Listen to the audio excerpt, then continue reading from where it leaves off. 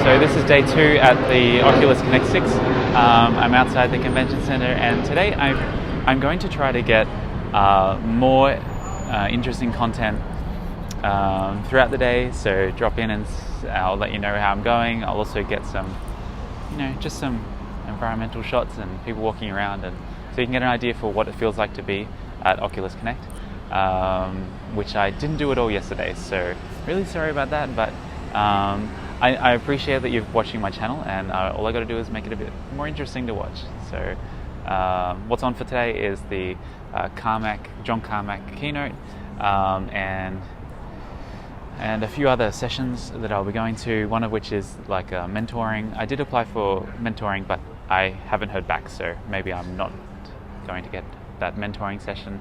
But yeah, we'll see how it goes.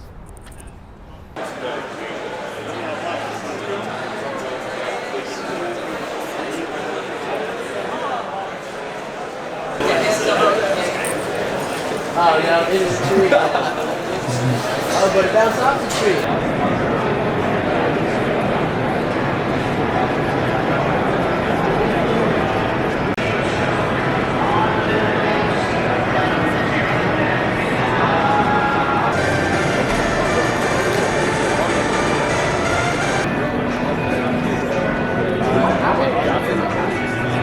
Explosive or healing, and then you have a healing, or you have something that can put out a radar to see where the other team is at.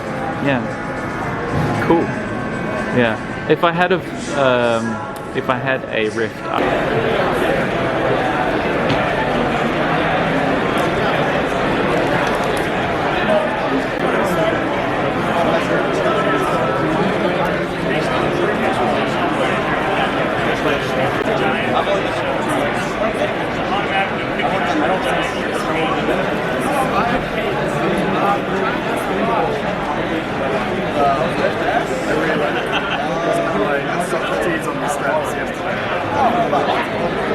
Totally, I know, that's a really funny photo.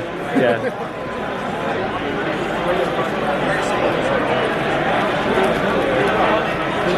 With Quest, it was really important for us to make sure that we could make VR accessible and easy to reach for folks. And when it came to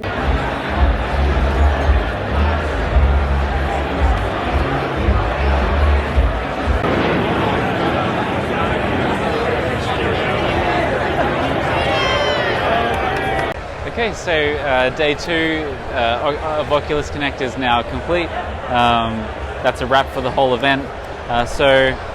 It's really windy up here, but I just wanted to recap a few things that have happened today.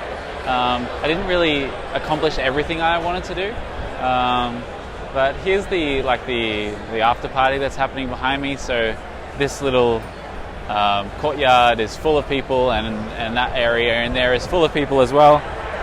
So what did I do? I got to meet a few YouTubers. So that's Anthony, Mike, and Rowdy from VR 365 and F Reality. I went to a mentoring session on the waiting list. I didn't get into mentoring with the leads, with the higher up leads of Oculus, but I did still get to do a bit of a round table with a few others, so that was pretty cool, and an engineer from Oculus, so I got to meet some interesting people there. I happened to sit next to someone who worked on the VR Studios Power Play, which is a free roam virtual reality experience, so that was really cool. He was the game designer. Met someone who's on my Discord channel, so he's designed a disc golf game for Quest. And then I played an actual golf game for Quest where the controller was strapped onto a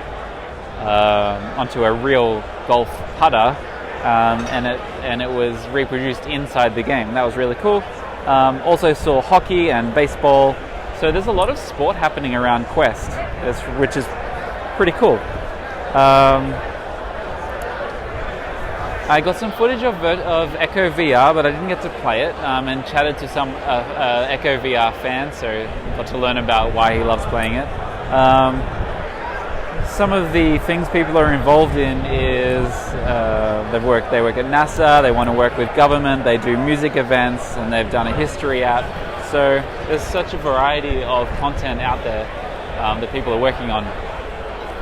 I learned about how to what the Quest customer is looking for, or what data Oculus are finding on Quest. So I'll share that in another video.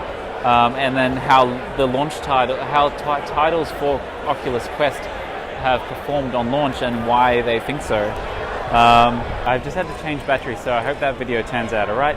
I need to conserve this battery because after this event I'm going to an indie developer lounge where I promised I'd record some video of a developer's footage game. So wrapping this up really quickly, what they're looking for in Oculus Quest content is genre defining, not genre pursuing. So they're basically saying that if you have an idea for a genre that hasn't been served yet, or maybe a totally new genre that's never existed in gaming, then that's the kind of thing they're looking for, which is really cool, I think.